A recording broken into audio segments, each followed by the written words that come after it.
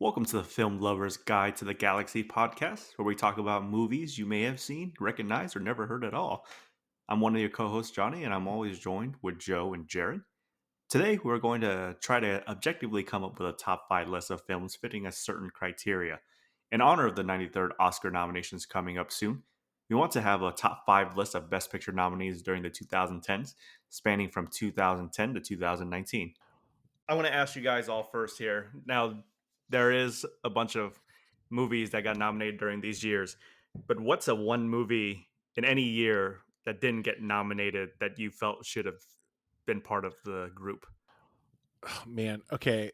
When I saw I was going through the list of movies and everything like that that didn't get nominated.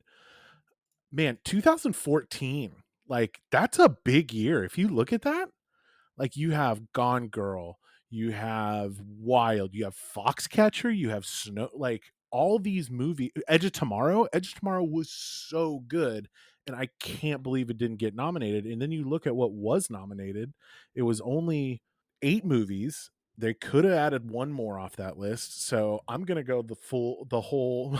My cop out answer is the full year of 2014 of non nominees. But if I'm being serious, it would probably be The Master. Paul Thomas Anderson's The Master. It's probably in my top, I would say, 3 or 4 movies of his.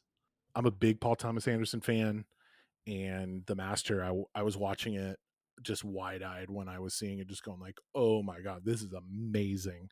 From like from the shots, just like he was making an old school movie, big cameras, big film, big movement and everything, and I loved it. And I was shocked that it didn't get nominated. Yeah, I'll do you one better. I think The Master is probably PTA's best film that he's made.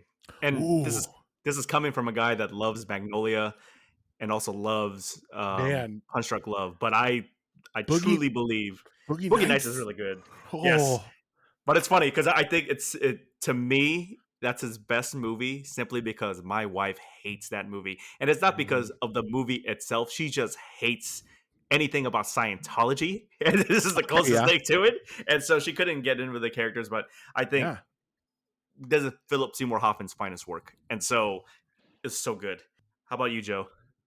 Correct me if I'm wrong, but Uncut Gems wasn't nominated at all. Mhm. Correct. It was not. I very much liked it. I think that also that Adam Sandler should have been nominated for Best Actor, at least nominated, in my opinion. Um, I guess I just don't know how the people that do the Academy Awards pick and choose their movies for at least recognition. Yeah. But given all that, I really liked it. I think if you guys all watched Uncut Gems, like he plays a guy that's really annoying, and that really resonated with me. And I think he did a good job of a guy who's like kind of flaky, kind of annoying, kind of runs out on everything, and that was the whole point. And so, given all that, I think he did a great job, and the movie overall was great. So I think that was for me the biggest snub. For me, this is a movie that was in 2015 that I remember me, Joe, and my friend Jeff went to the theaters to see this, and we were absolutely flabbergasted at how great this movie was. Simply because Joe loves endings where the bad guy wins. Can you guess what movie that was, Joe? Oh God, it's been so long, and they don't have very many movies with bad guy wins. I have no idea what is it. Sicario. No, it's better if you don't. Something happens in that room. It's easier to say you didn't see anything. That movie, Oh, okay. Good to me, call. that movie basically Sicario. tells you like who Denis Villeneuve is. Roger Deakins should have won Best Cinematography that year for that movie. Same thing with Benicio del Toro. That man just flat out was so good in that movie. And yeah, it's very rare to have those type of movies. You have like a very strong female protagonist and Emily Blunt. You got Benicio del Toro. Josh Brolin was just dicking around, but he was so good at doing it in that movie. And then everyone got introduced to Daniel Coulier. I can't really pronounce his name, the man from Get Out. So Mhm. I just think that movie is just, and then the score from Johan Johansson, R.I.P. That Mhm. that dude is just, it was very haunting. I absolutely love that movie. So the fact that it didn't Totally. not get nominated that year, just just a shame. Do you think there was just a lot of movies that year that it was so good that it kind of got pushed out? No, there's a threshold that you have to hit with voters for it to qualify. So you can get up to 10 movies in. So you don't have to get all 10. And in that year, 1, 2, 3, 4, 5, 6, 7, only 8 made it. So there was 2 spots left open. What can I say? People really don't like it when the bad guy wins. It's I very love it because it's a change of pace. Every once in a while you got to have something different. That's it. That's all I'm saying. very anti-Hollywood for that Yeah, to I happen. guess. All right, guys. So as we're doing our top 10, like I said, this is a little bit more objective, where we want to try to curate the best list. And so there's certain categories that we're going to go through to make sure the movie qualifies. So the first one we're going to do is cultural significance. So for these movies to be in, we're basically going to judge it based off box office receipts and then kind of talk about the movies from there. Nice. There's 2 movies that's in there. One made 1.3 billion worldwide and was nominated in 2018, and that was Marvel's Black Panther. Okay. The other one we're going to do is based off budget. Now, when I say budget, I'm excluding marketing because they don't ever tell us how much people use on marketing, and I have no desire to try to find it. So this movie had a 5,579% return when you compare it to the box office, which had made 255 million to 4.5 million budget. In 2017, that was Get Out, directed by Jordan Peele. Oh man. Okay. Like I said, these lists that we do, we want to do it in a vacuum to represent the best nominees from the 2010 2019. So, Jared, I'll ask you first. Between these 2 movies, which one do you think should be there? Oh man. Okay. So we're really looking on kind of a macro sense when we're looking at these 2 movies. And boy, you got to think that because I vividly remember seeing both of them. I vividly remember like what was going on. I gotta say Get Out. I really think it's Get Out because of the genre. Like both of them are genre pieces. Yeah, Black Panther's a superhero. It was a absolute juggernaut. But to have a $4.5 million budget movie come out the gate and absolute in the horror genre just absolutely come out and crush it, and have Jordan Peele, who is known for sketch comedy and Key and Peele, and just absolutely uh, just it was amazing.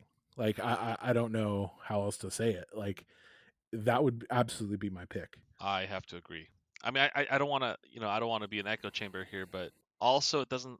I try my best to, like you said, not compare it to anything else. But in terms of superhero movies, unfortunately, I was a little bit worn out of that, anyways. And I think that when Jordan Peele made Get Out, I wasn't sure if that was his very first debut of like a big film, but he I think I'm not sure if he necessarily, I don't want to say surprised a lot of people because that kind of suggests that he wasn't, he was never expected to do this kind of thing. But man, it was crazy. But my experience with Get Out is going to the movie theater and a bunch of people getting high. I don't know how that happened, but there was like at least 6 people smoking in there, and that seems pretty illegal. It just sort of happened. Anyways, I kind of got a contact high off that, but it was great. It was I watched this movie just because it's Jordan Peele. I watched it blind. I had no idea what it was about. I didn't know it was a horror film. It was actually kind of like a horror, weird comedy film, I guess. And then, but it was it was a trip. And after leaving, I'm like, what the fuck just happened? But it was great. So between, I gotta say, I think I also like the scariest part of the movie wasn't anything that happened during the movie, like with the holding him captive or the auction, like, but the scariest part of that movie was at the end when you see the police lights oh, that's show up right, yeah, and you're like, oh no. someone's fucked. Like and you're just like, it's I was terrified. I was like, oh my god, this is how it's going to end. But he subverted that, and it was his friend. We all know how it ends. But I think that movie, like, no offense to the Marvel machine and Chadwick Boseman and all that stuff, I just think for a little indie movie, like, we're gonna call it indie. I mean, indie enough, I guess, relative to everything else. Yeah, but to like have a horror movie, like, absolutely, and he won the Academy Award for it, and just absolutely, it was amazing. I would say also that year, personally, I think it's better than Shape of Water. I thought Shape of Water was the most what the fuck happened. Oh man, Shape of Water is real high on my list. Here's the thing, I don't want to tangential too much. It was more like, all right, cool. This is like a kind of a weird Nazi, World War II, crazy fish shit. And I'm like, she's gonna bang the fish? What? And I was like, what? And yeah, that was it kind of went. It was like a great 9 out of 10 for a while, and I was like, what the fuck happened at the end again? But anyways, that's for later. But again, my pick is Get Out. I was gonna pick Black Panther, but I'm gonna be able to, and I'll tell you why I'm picking Black Panther. Simply because I understand, I echo your sentiments when it comes to Get Out, of being such a small film and doing so much with it and changing the genre. You gave Jordan Peele, now I mean, people know him as an actor, but they really know him more as a director now, and they're willing to go see his films or any projects that he's associated with it. Same thing with Daniel Kaluuya, because anything he's in now, I'll watch. I mean, I just recently watched Judas and the Black Messiah. That is a great movie, and I really hope that he actually gets nominated for Best Supporting Actor and then kind of win. Boy, it's gonna get the nominations are gonna be really interesting this year with all of the streaming there, all that stuff. I'll be very interested to see how that goes. But the reason why I was going to pick Black Panther over Get Out, not so much. I think it's a culmination of what Black history and Black actors are trying to do. Now, granted, Chadwick Boseman is. What are you talking about? I never freeze. He's king. He's perfect to play T'Challa, right? I think it's great. But I like the idea that Ryan Coogler had majority, I would say. I mean, yes, there's some story beats that I'm pretty sure Marvel had to get in there, but for the majority of it, he made his movie. Yeah. And I absolutely love it, because I watched the guy when he did Fruitvale Station, and I was like, man, that was a really good movie. But then the greatest thing was he did Creed. I love Creed. Creed's great. Creed's a great movie. And so I was like, anything with him and Michael B. Jordan, I'm going to watch. And Michael B. Jordan was great in this movie as well. And you just have a big celebration of, Black history when it comes to this movie. So I get where you guys are coming with Get Out, and Get Out will be what we enter as box office champion. I just think that, Black Panther deserves to be at least a part of the top two we're talking about, simply because of the money it's made. But now all the people that are in it, and we get to see the dividends of it. Like Ryan Coogler is just getting more work now. Same thing with Michael B. Jordan. Like I said, Daniel Kaluuya, he's a thread in this whole section right now of both of these movies. So, but Get Out's going to win this, right? That's the one movie that's already on this list. So the second movie that we have is called The Field of Excellence. Like I said, if you guys watch The Simpsons, this is kind of like a riff on it, right? Because Monty Burns gave Homer the award of Field of Excellence when it's basically nothing. But to comprise this, you have to actually be a Best Picture winner, not just a nominee. And so the way we calculate the two movies we're going to debate about is the one with the most wins across the board and the one with the most nominations. And this consists of Oscars, Golden Globes, Screen Actors Guild, producer, writers, and the Critics' Choice. Okay. So the one with the most wins is 2014 Best Picture winner Birdman. Had 16 total wins across the board. Okay. It's going to go up against 2017's The Shape of Water, who only won 9 awards that year, but was nominated for 39 different categories. So, Joe, I'll start with you because you talked about Shape of Water. Oh, if we had to put one on this list, who are you going to put in? If I had to compare the two, and they're both good in their own right, I'd still have to go with Shape of Water. And that would be correct, Joe. I just it's not anything too scientific, but it's more like how I felt about the movies.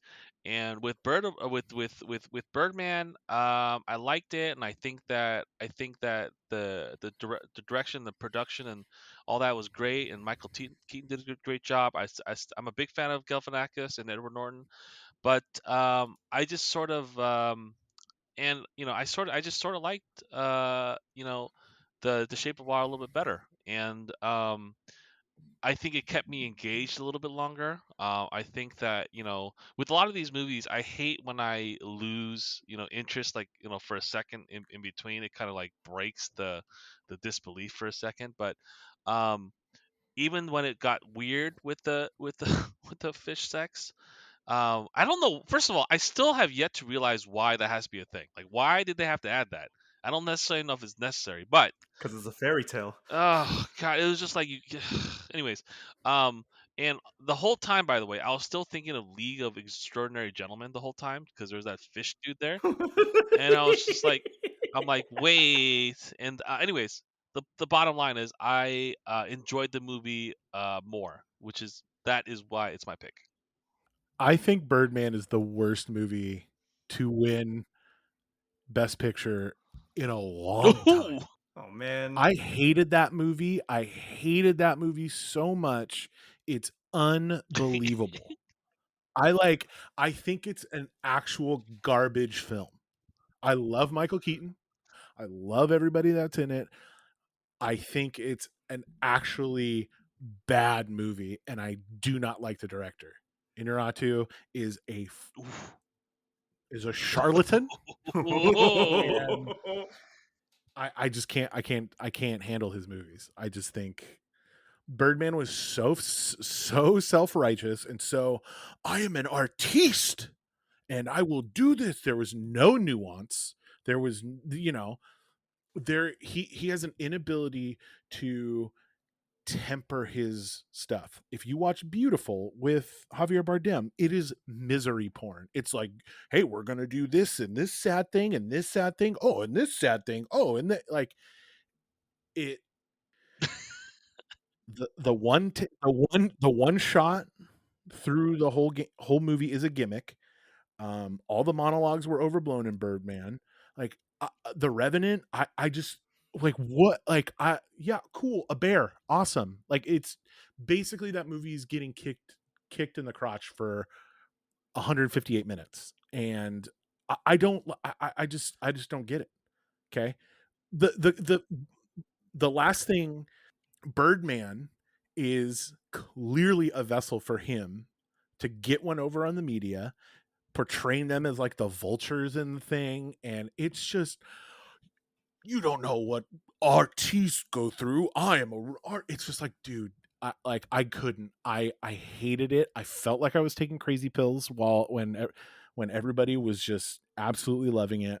I could not stand that movie. Shape of Water is so earnest and lovely, and Guillermo del Toro loves this monster gothic kind of, he's dedicated his career to it. It's a movie about a mute janitor working in a secret government facility, like, and he was able to spin this love story about it, and you had incredible empathy for this woman and a fish man. Yeah, the joke is like, oh yeah, fish sex, but like, you know what I mean? It's like you were able to feel something for that. Oh yeah, and I'm with like, you 100%. it was beautiful. It was absolutely my favorite, possibly, I think my favorite film of that year, like one of my favorite on there. Like if you look at that, 2017 was a banger year. You had Phantom Thread, you had Ladybird, you had Get Out, but I thought about, other than Get Out, because I thought about that a lot. Other than Get Out, I thought of Shape of Water. I was just like, man, I just found myself going back to it of like, this is like Michael Shannon, or right, Michael Shannon. I get his. Yeah, it's Michael Shannon. His performance was great as just such a bastard, and I just felt that it was the way that Birdman was, it was completely the opposite for Guillermo del Toro to make something that he loved. It wasn't getting something over on anybody else.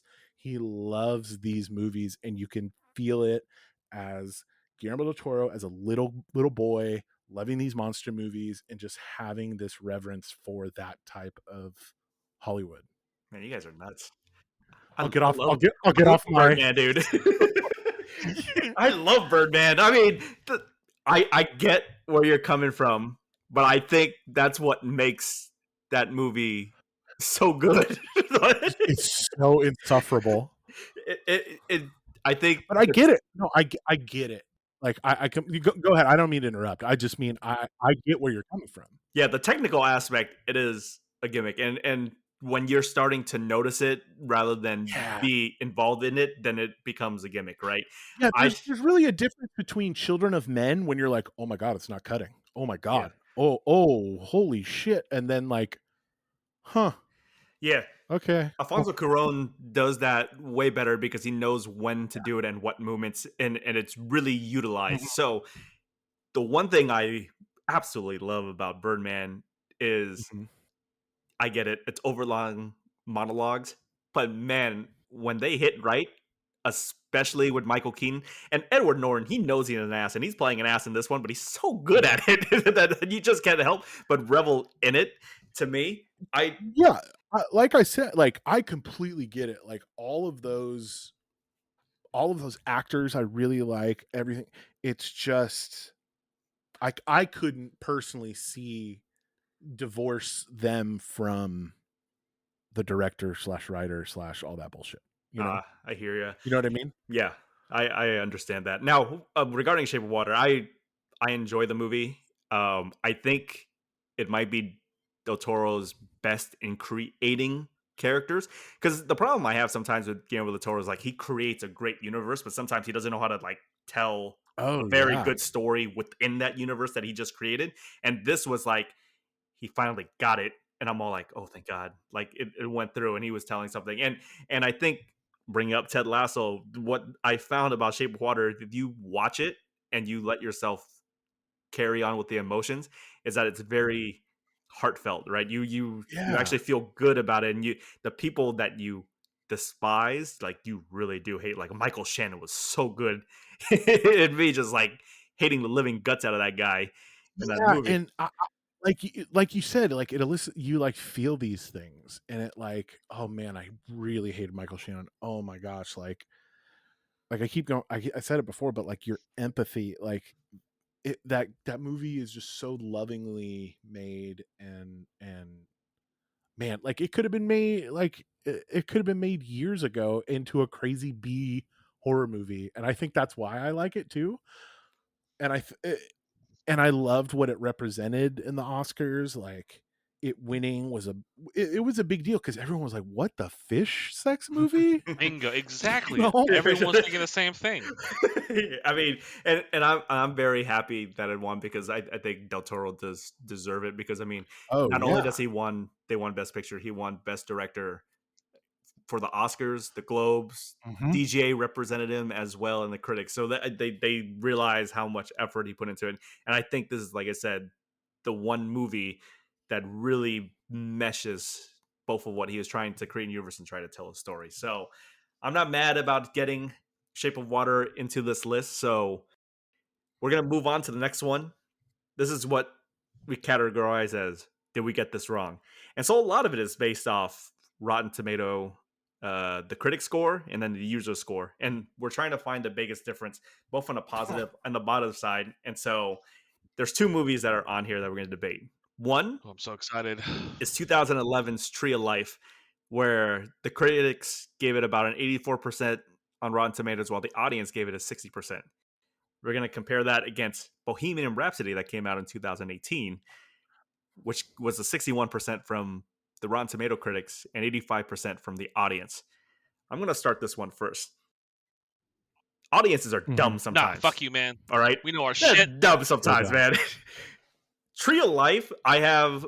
the reason why I would want Tree of Life over Bohemian Rhapsody in this category specifically is because I like when people read critic reviews and then I see the audience rating, and I want to know what the bigger disconnect is, because the critics usually try to find the art in the movies, and then the audience is like, is it a good movie, more or less.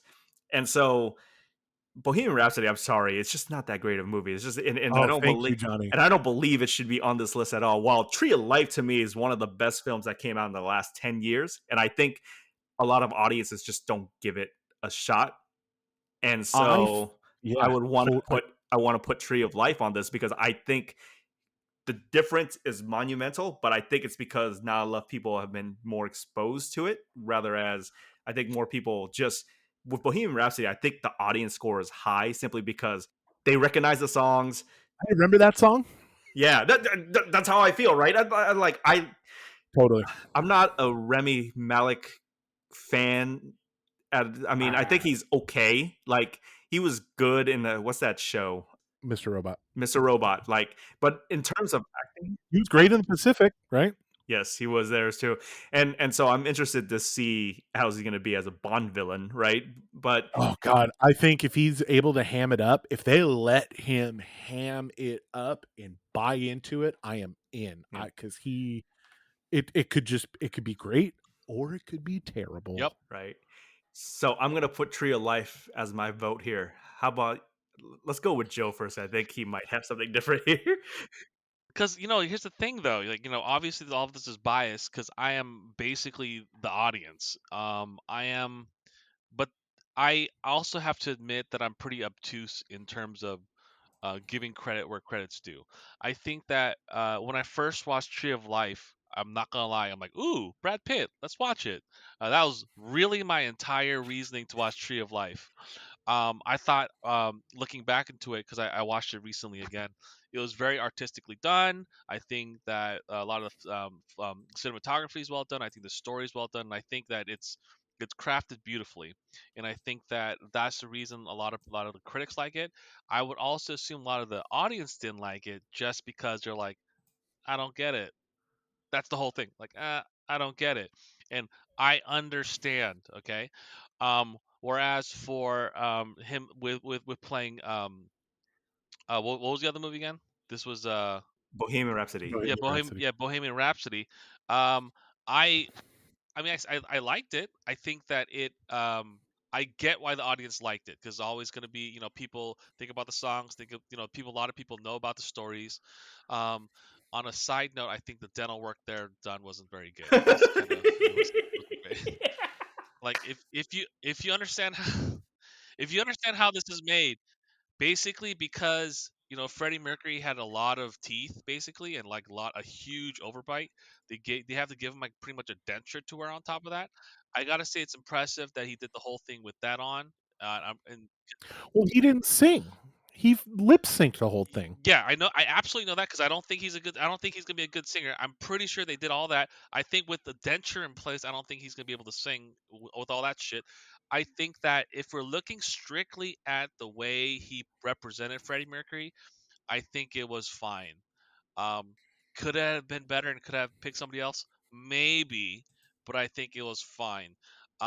If and unfortunately, and I understand that there's going to be this is probably not a good choice. I still pick Bohemian Rhapsody just because it's like if you're looking at a micro like a Pollock like painting, it's like a bunch of shit on the wall. I'm like, cool. Like I could see how this is worth 100 million, I guess.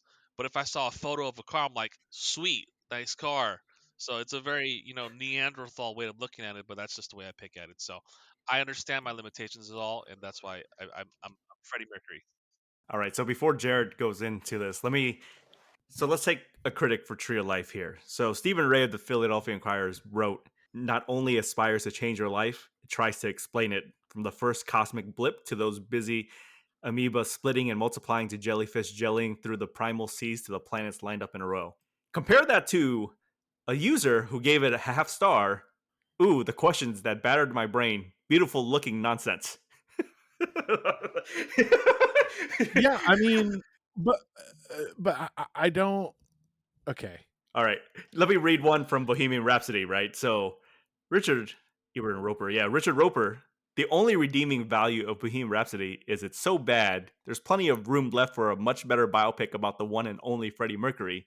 Oh yeah. While this user that gave it 5 stars, an absolute masterpiece. It blew me away and had me in tears, all the while captivated and enraptured. Phenomenal. What a nightmare. Okay. Okay, Tree of Life is the essence of hits blunt, let's see a movie. Like, it's insane. But it's made that's what it's made for. It's made to be like, what? And then watch again. Oh, okay. Notice something different. Bohemian Rhapsody, I also felt like I was absolutely out of my mind because everyone's like, "Oh my god, it's so good, it's so good," and I was like, "Wait, what are you all watching? What are you all doing?" Because this is not a good movie. This is not a like. I couldn't get I couldn't get beyond that one. They changed the history. Like they like had things in there that didn't happen. And I know that's that's pretty standard for these biopics, but to change big swaths of what happened and when they happened, and I just it pained me that we didn't get the Sacha Baron Cohen Oh yeah, Freddie that's Mercury right. movie. That's right. I heard about that. Because everyone said it, because they did like tests, they did like test scenes and everything. They said it was so awesome and he killed it, and they did so good, and he like sang a lot of the parts too, and it sounded good. And but we got Rami Malek. No offense against him, no one can sing like Freddie Mercury, the greatest rock and roll singer ever. Yep. Like, but to lip sync and like I just. And do you remember the Oscars that year? Like, it opened with Adam Lambert being like, and then Yeah. everyone was like, "Oh yeah, Queen! I remember Queen." It was like, wait, guys, what? We can't do this. Like, what are we doing?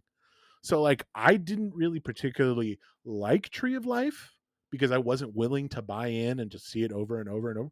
But I got what it was doing. I don't want.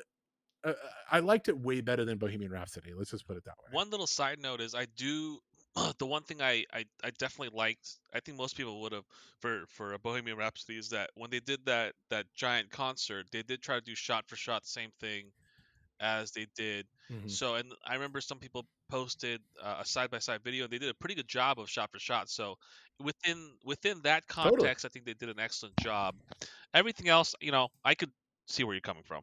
But like changing, like making up, yeah, like like I just didn't get it. It's like, wait, you have like books that say what Yep. happened. Like just go by the book. Like, Here's the thing. Do you think the band was like, I oh, want Brian to Jones. change? Oh yeah. Yep. Oh 100%. yeah. That's what it is. He because they didn't want to make the Sacha Baron Cohen movie because Sacha Baron Cohen's like, no, Freddie Mercury is the main character, and the guitarist was like, what do you mean? We're Queen. We're the whole band. It's like, nah, bro.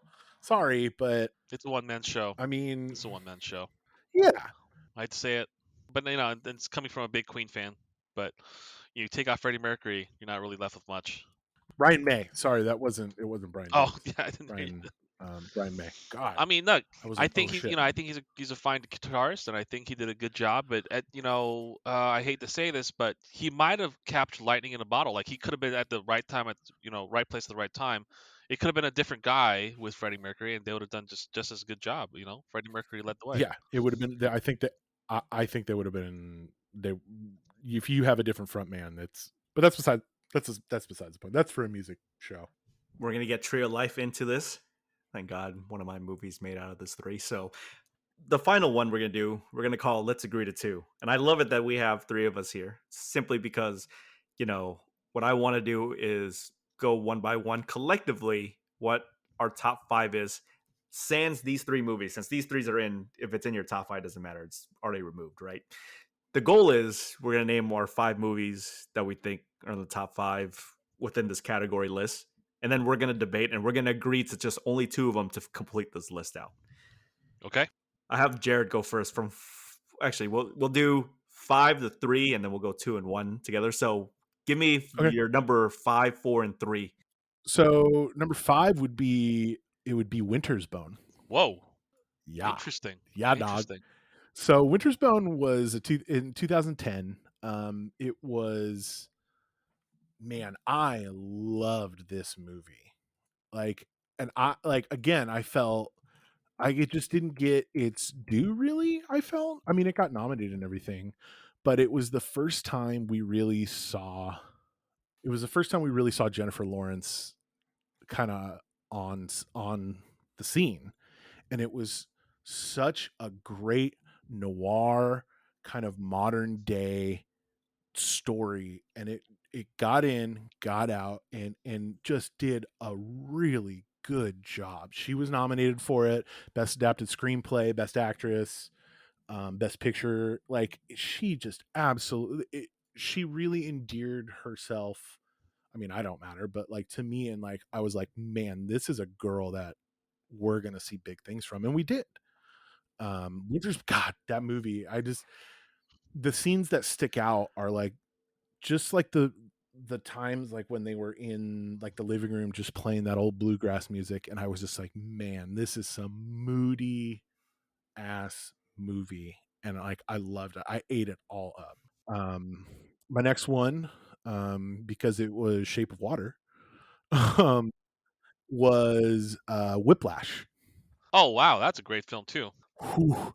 So I've played sports since I was really young, and I played water polo in college, and I have had coaches do that. Like, I will never forget watching that movie, and I was just sweating of like, oh god, I've had coaches throw chairs at me. I've had coaches throw like water polo balls at my head. Like, I have had coaches do that, and I was just like nodding my head along of like, oh yeah, You can relate, this happens. you know? And like, and at the very end you're like, well, it worked, so is it do the end, like, does the end justify the Exactly. means? Yeah.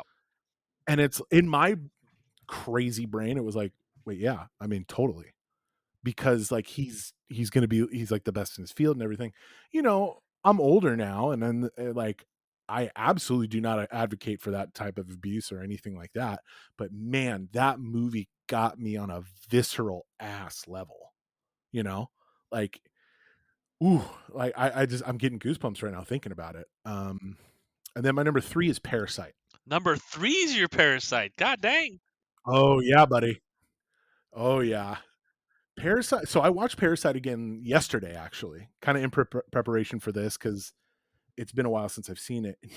Man, is that movie good? It is so good. Oh my god. How good is that movie? Because it just goes to another level at one part. I don't want to spoil it, but when they find out kind of the hook of that, when you find out the hook, you're like, wait, what? Exactly.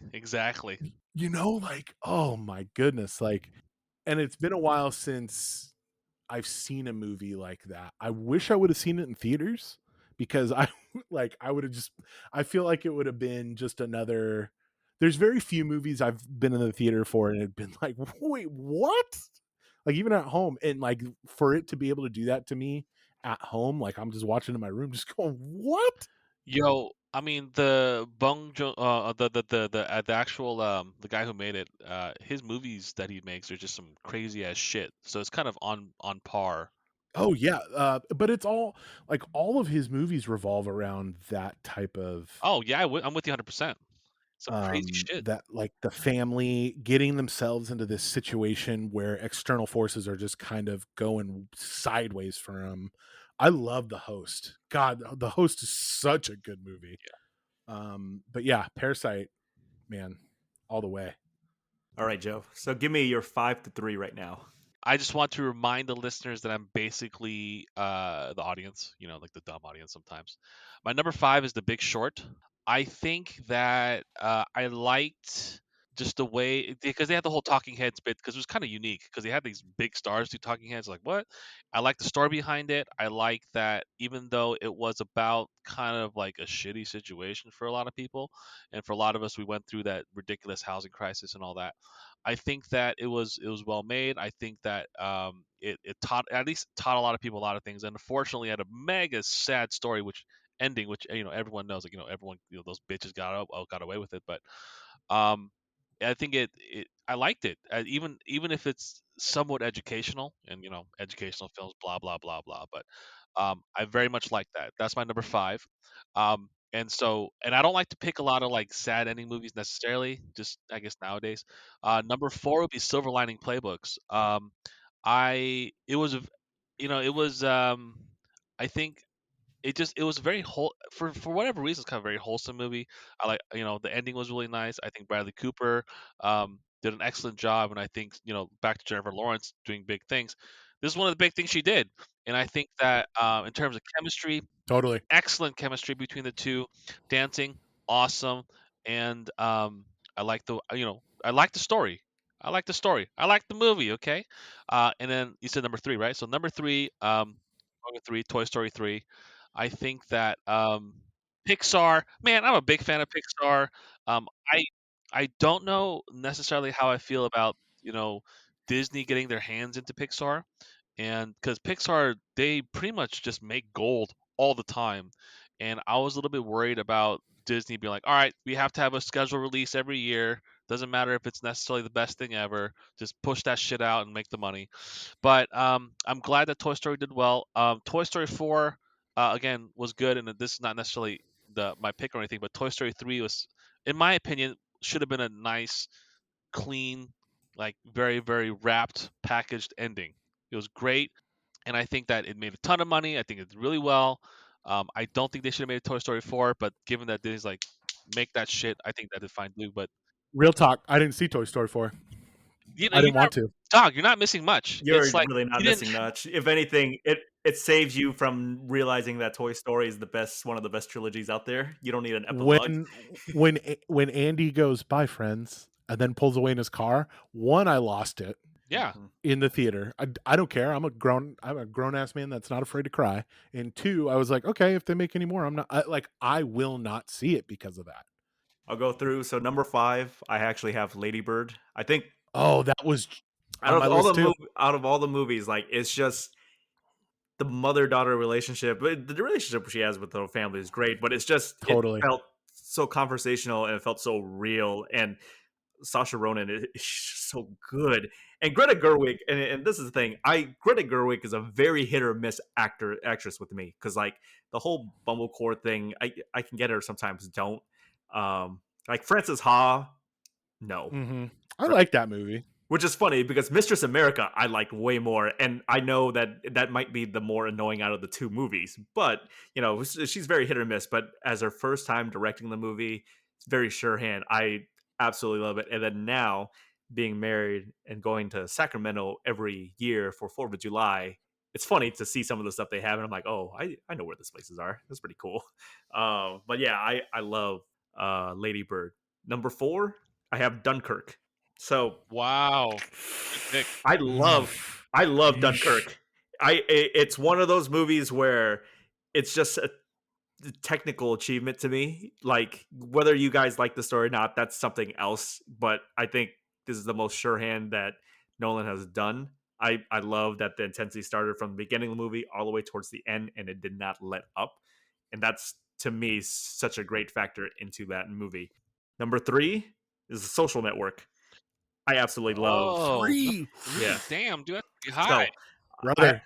Social Network is an excellent movie. It is a perfect marriage between David Fincher and Aaron Sorkin. Aaron Sorkin writes for, like, David Fincher knew what to do with Aaron Sorkin's words. You got introduced to people like Jesse Eisenberg, who is a way better version of Michael Cera than what Michael Cera could ever do. Ooh, You I'm got gonna okay.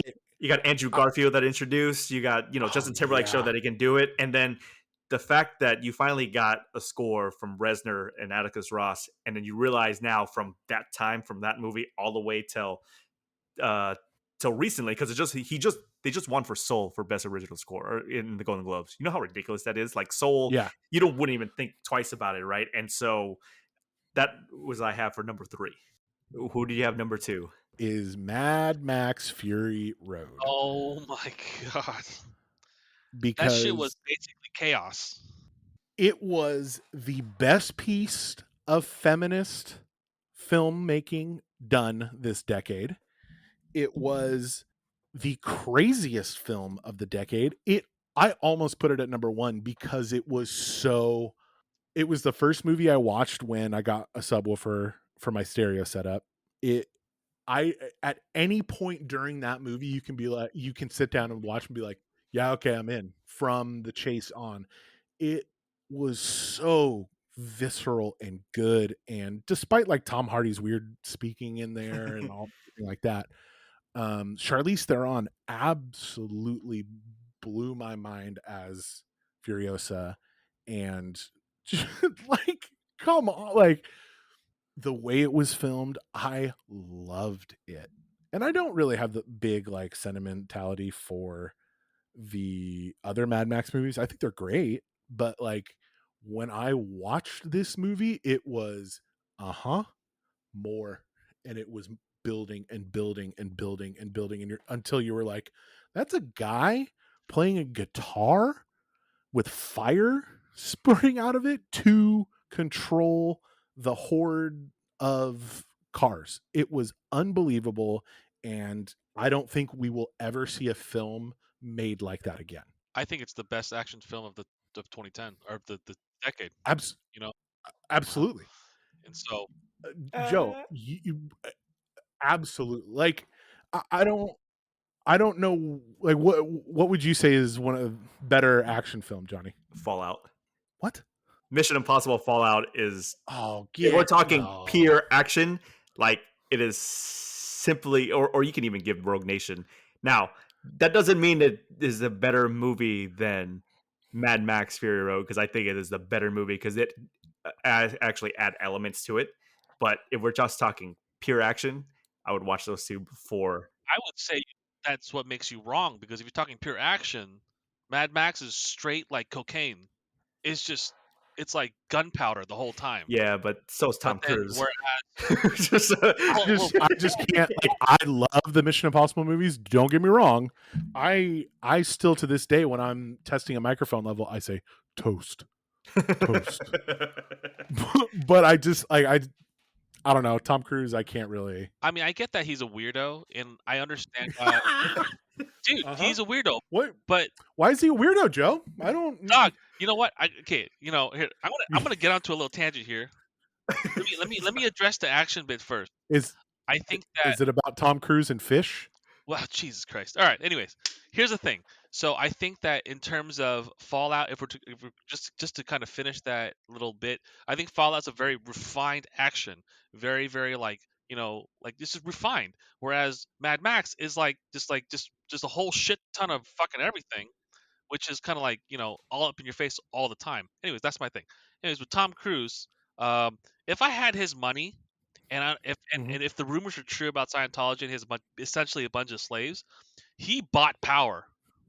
Like he has his own dedicated people. Like probably has just one dude. His whole job is to get him coffee. Like that's his whole existence. And it's hard to buy that kind of power with any kind of money. And I personally think that I don't think he's dumb. I think he went into Scientology. I don't know if he's still in it, but I think he went into Scientology knowing, hey, first of all, massive tax break because America. They think that it's a religion. Whoa, easy on the R word, Joe. But I'm just saying, it's stupid, right? He gets a massive tax break, yeah, I assume. Totally. And I'm sure that's why Will Smith is probably in it. I don't know about it. And second, I think that he has that it gives him some sort of this like unique ability to have a bunch of people effective of being him slaves. So I get it. Jared, what movie do you have as number 1? Social Network is my number 1. It is the best movie of the decade. Really I mean, it is the best movie of the decade. Do you remember what you thought of? I don't know, Joe, but Johnny, do you remember what you thought of when you heard Aaron Sorkin and David Fincher were making a Facebook movie? I was like, What can be It's so like, interesting wait, about what that? the fuck? But you watch it, and it was just that first scene, the frenetic dialogue from Sorkin, the camera cuts, and the blocking, and everything, and the framing of of Fincher, and I was in it from minute one, and it went on to become unreal. It was absolutely amazing. I loved it, and I, like, it is my favorite movie. It is in my opinion, the best movie of the decade. It is my favorite movie of the decade. I just, man, there was just, it was one of those, people get like earworms with music. Mhm. I got like a movie worm with that thing. It was just like a total, like, yeah, I need to watch it again. I need to watch it again. Incredible, absolutely incredible. Joe, give me your number 2 movie. My number 2 is Parasite. And it's not because I'm Okay, Korean, yeah. not because of anything like that. Although my mom very much enjoyed it. Just letting you guys know that it's interesting to watch that movie as a Korean person and listening, watching it without subtitles, because it Mhm. it's very rare for Korean films in Korea to make it to the U.S. You can say the same thing about a lot of things, like Japanese films coming to the U.S. So when it does, it's a pretty significant thing. It's even more significant when it wins, right? Totally, Yeah, yeah. and so it was up against Joker. It was up against like The Irishman, Ford versus Ferrari, and I think that um, the story is what really captured a lot of people, and I think it did a great job on the story. I think it's very par for the course for the guy, and I think that um, it again, if you guys watch it, it's very sad because they make it sound like I made it, psych sucker, I'm still poor, and the dad's probably gonna die underneath, whatever. But that's kind of how it is, and I think if you watch other, And it really displayed the class oh yeah, disparity, and to have it be relevant, you know, in Korea. And I mean, the real villain, I mean, those people, all the main character, every character in that movie, they're not bad people. right. They're very shades of gray in there. The main, and it's really, I mean, it's rote, but like, capitalism is the main villain of that Oh movie. yeah, And to have it be a Korean movie, like you said, Joe, make it over here and have it resonate with that many people, and to win the Oscar is absolutely insane. it's amazing. It's amazing, and Absolutely I insane. was surprised. I mean, because honestly, all the movies I like never really win, for one, and I'm very happy it won. Wasn't it such like a, oh my Yeah, god, I was we like, got one? "What? Are you kidding me?" And it's not necessarily because it's a Korean movie. It's more like it's a movie that I liked. It's sort of like a Hmm. horror-ish film, and I'm like, "This doesn't check any of the boxes that."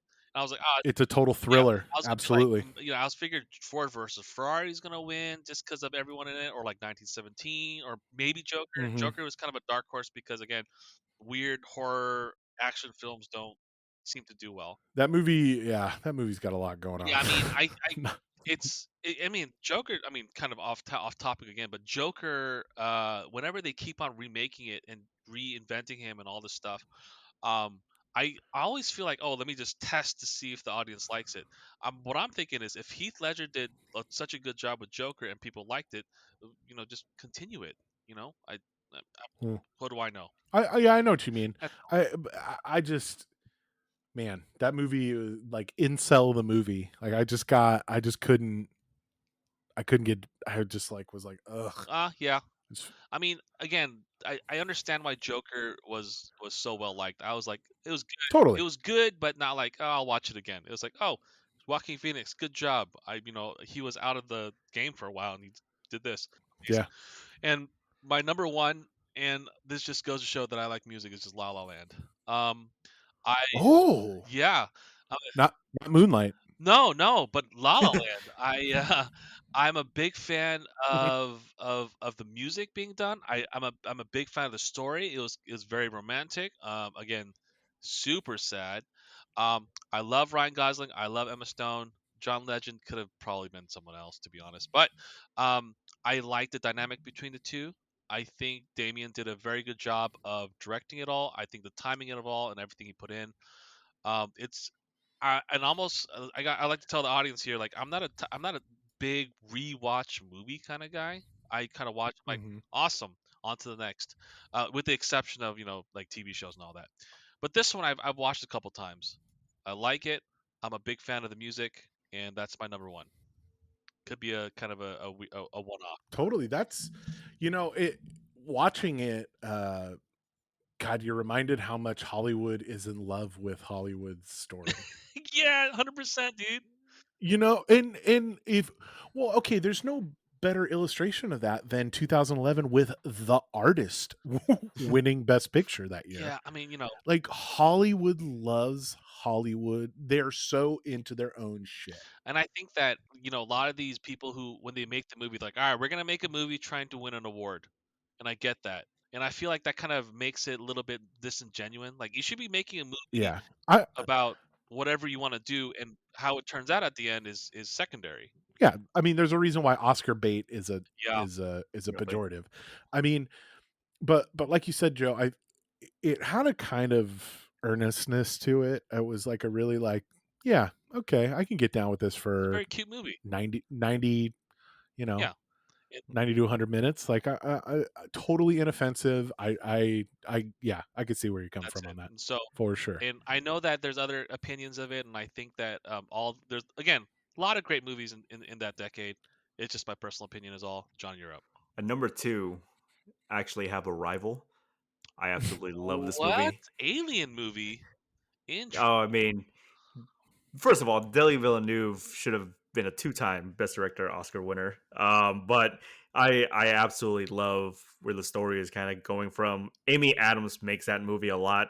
It is another soundtrack by Johan Johansson, which it sucks that he passed away because that man is such a great musical composer, and Mhm.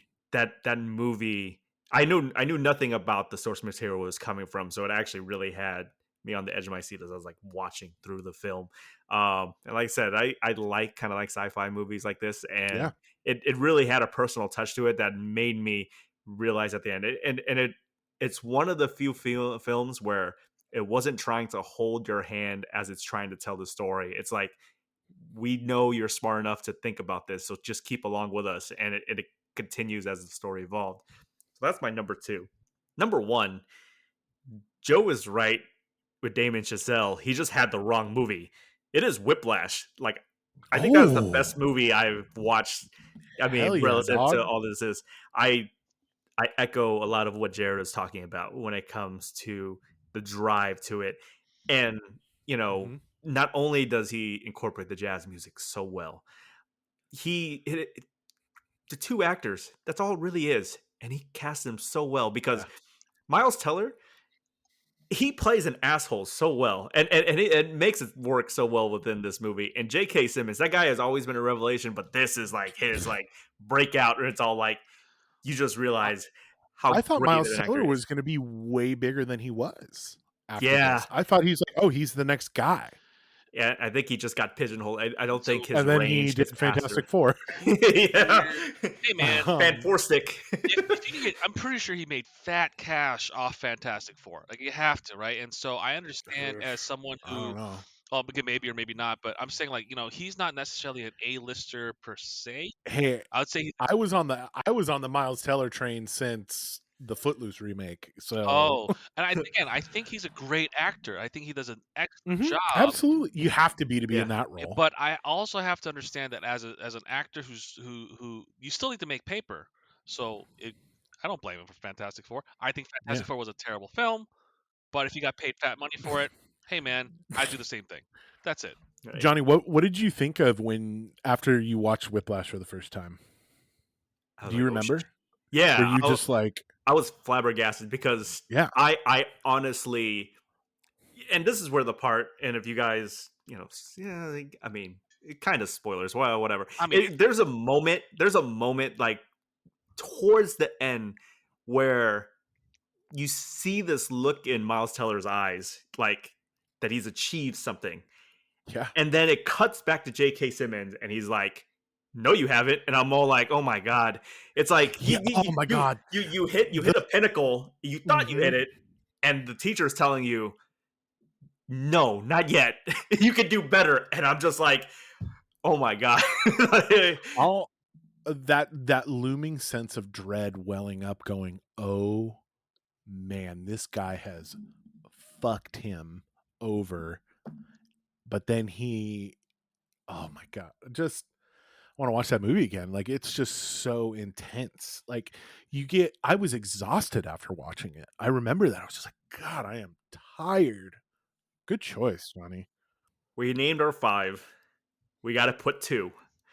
So this is where we kind of have to negotiate here. I think right now it actually comes down to 3 movies, or 2 movies out of 3, which is Whiplash, Social Network, and Parasite. Everyone else can probably wash away because it was only got named once in each list. Yeah. Okay, so if it's between these 3, one of them has to be left off. Who are we leaving off the island? I think the 2 are Social Network and Parasite. I think the duality between those 2 movies is really nice. One kind of opened the decade, and the other bookended ended the decade with the critique of capitalism, and that the beginning of the decade with Social Network being, this is what happens, when there's this guy with the drive to fuck everyone else over, and look where we are. I can't wait till they make the sequel of the Social Network, where it's him sitting in front of Congress, and I mean, they have to make it. I think these 2 films are so good, so well made, and they speak to why we really like movies. I don't know. What do you think, Joe? I just agree. I mean, it's the thing is, now again, biased. I thought again, I didn't have Whiplash on my top 5 anyways. I watched it, I liked it, and this is this is embarrassing, but I can't not think of him as Jonah Jameson. Every time I see him. Well, yeah, he is the character. He is. All I see is Spider-Man, man, and I know that he's an excellent actor, and I know that what how he played himself as a very, very strict teacher came off really well, and I think that but the thing is, again, it's a very Whiplash is a very harsh movie if you think about it. It's about a guy who's trying to appease his teacher, and his teacher's a ridiculously like perfectionist or whatever the case may be, and he's abusive. It's an abusive absolutely, relationship. it's going after something that you'll probably never likely to get an approval of, and in that sense, it's why I picked the other 2. That's it. I'm very sorry, Johnny. I know that's your number 1, but that's just my pick. I mean, I agree with you guys. One, I got Tree of Life in this list, so I'm not really all that mad about losing Whiplash. To be honest with you, because Tree of Life to me that's the one hit. But I agree, and Jared made a really good point. The book ending is really good. I just think I love Whiplash because there's grand stories, and then there's very small stories, and Whiplash just tells that small story really well, just on a really big stage. But I do get your guys' point with Parasite. I have Parasite in my top 10. I just didn't have it in my top 5. So, I mean, we're just splitting hairs at this point with some of these movies. But yeah, I agree. Like, those 2 movies are probably what we should end it with when it comes to this. So, I'm looking at all these movies that came out. I'm shocked that a Christopher Nolan movie wasn't your number 1. I mean, so Inception was outside my top 10. And That's wow. I'm shocked. I mean, I love the more I rewatch Dunkirk, the more I align with how Tarantino viewed the movie, and it's like I just couldn't get by that sound mixing. Oh, I couldn't hear it when I fucking saw it. I couldn't hear it. I was just like, wait, what the fuck? Like, these guys are like, but I am not a Nolan guy. I think he's only made 2 good movies in his whole career. Whoa! But, is it Inception and Memento, or is it The Dark Knight? No, it is Inception and Dark Knight. Okay. I think Dunkirk is fine. I think When I watched it on my TV with like normal audio, I was like, oh, okay. I think that's kind of where the thing is. I think with Dunkirk, so Tenet, absolutely, like I was talking to Joe about this, Tenet kind of went to the other side of it. But I think when it comes to his sound mixing at this point, I watch his movies and especially that one, and you pretend it's a silent film, right? I don't really It's care what the so characters annoying. were doing. It's more about the visceral feeling of it. I'm so glad. Watching it in IMAX, like I absolutely like loved it. But I understand, especially if you're trying to hear people talk or try to get through the story. But the way I look at how he makes some of these movies now, it's just like a silent movie to me, right? In his head, he's making a silent movie, and so that's why I enjoy it a lot. I think if a movie can become a meme, it's a good movie. Like the whole Inception dream within a dream within a dream thing, and then people. It was a meme. Yeah. I mean, it's that Leo going, huh? Yeah, And exactly. I think that Got to dream bigger. I'm just saying. again, that movie hits blunt. Let me talk to you about my dreams, And it was man. and then like it caught on so well with the audience, because I think that some people, like the audience, was worried that, oh, it's getting too complicated, getting way in there and talking about the whole top thing and all that stuff. But I think there's some value in the fact that it caught on with the internet community so well that there's some value there in terms of Christopher Nolan. That's my last little bit about that. Yeah, I get you. Yeah. All right.